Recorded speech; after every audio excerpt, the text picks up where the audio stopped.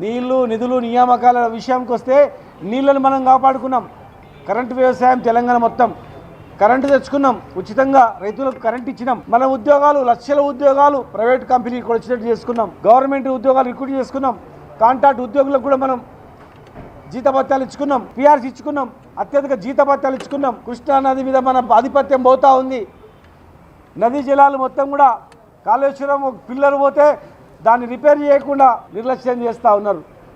Current పోతూ ఉన్నది, 2 లక్షల ఉద్యోగాలు లేవు, తాగడానికి నీళ్ళు మళ్ళా బోరింగ్ల నీళ్ళు బోరింగ్ రిపేర్ చేస్తూ ఉన్నారు.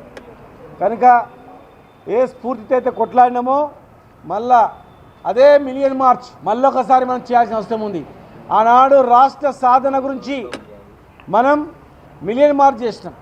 ఈరోజు మళ్ళా తెలంగాణ రాష్ట్రాన్ని సంరక్షించుకోవడానికి, ఇచ్చిన హామీలు నెరవేర్చుకోవడానికి మళ్ళీ మనం నడిపొగించాల్సిన అవసరం ఉంది. మళ్ళొకసారి మిలియన్ మార్చ్ చేయాల్సిన అవసరం ఉంది. ఆంధ్ర ప్రాంతంలో రిటైర్డ్ అయిన ఐఏఎస్ ఆఫీసర్ని ఇక్కడ నీటిపారుదల శాఖకు సలహాదారుని ఇట్లా అవుతుంది.